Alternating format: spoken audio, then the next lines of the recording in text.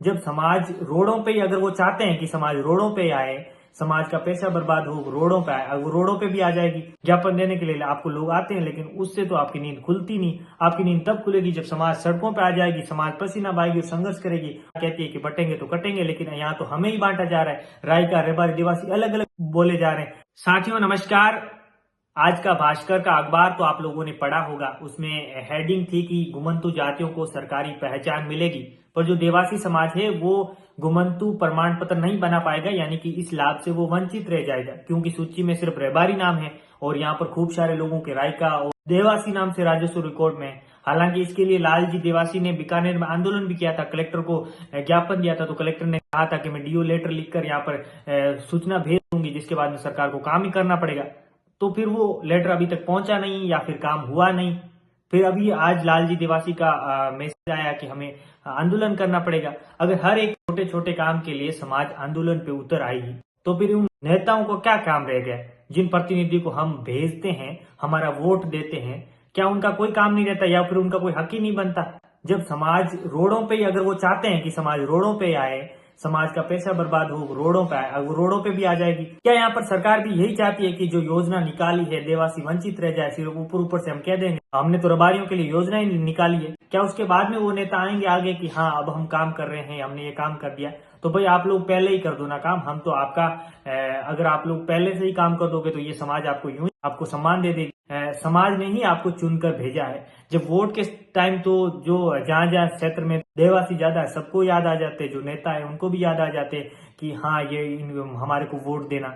जब समाज का काम पड़ता है या फिर देवासी समाज को अपना काम पड़ता है, तो अपना हर एक काम वो अगर आंदोलन से ही कर रहा है, रोड पे आके संघर्ष से ही कर रहा है, पसीना बहाकर वो अपना हक ले रहा है, तो फिर आपका क्या औचित्य बनता है? आपको आवश्यकता ही क्यों महसूस होती है कि देवासी मुझे वोट दे?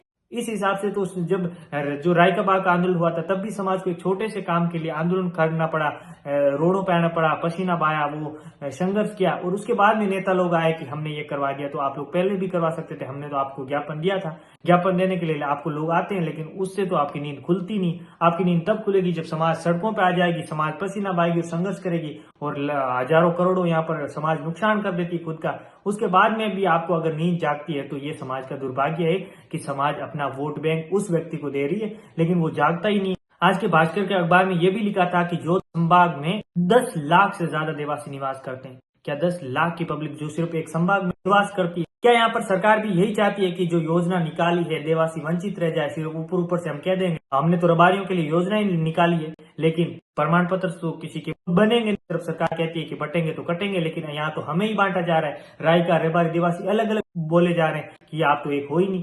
तो इसका क्या औचित्य होता है? अगर यहाँ पर किसी ने प्रमाण पत्र रेबारी के नाम से बना भी दिया, और जैसे फिर उसके सारे डॉक्यूमेंट में रायका या देवासी लिखा हुआ है, तो हो सकता है आगे जाके उसको प्रॉब्लम आए। आप सबको पता होगा मीना और मीणा में भी एक बड़ी वो हुआ था कि एक पूरा जो वर्ग है उसको छात्रवृत्तियां लाभ मिलता है, उससे वंचित रह जाता था, एक वर्ग को लाभ मिलता था। अब तो वो सही हो गया, लेकिन अब हमारा कब होगा? टेंडर में भी देवासी लिखा हुआ है, उसको भी देवासी करवाना है, तो ये कब करेंगे समाज के जो नेता है, जो समाज प्रतिनिधि चुनकर भेजेगी? अगर प्रतिनिधि हम चुनकर भेज देते हैं आपको संसद में और यहाँ पर विधानसभा में, उसके बावजूद भी अगर समाज को रोडों पर आना पड़ता है, अपने हक और अपने मांग के लिए संघर्ष करना पड़ता है, रोड पे पसीना बहाना पड़ता है, तो फिर हम आपको क्यों भेजते हैं? आपको आवश्यकता ही क्यों होती है हमारे वोट लेने की? अगर समाज अपना हक संघर्ष खुद ही ले लेगी, तो फिर आपका क्या काम रह जाता है? इसलिए इस समाज की भलाई के लिए, इस समाज के जो प्रॉब्लम्स है, समस्याएं हैं पशुपालक समाज के, उनकी ओर ध्यान दिया जाए,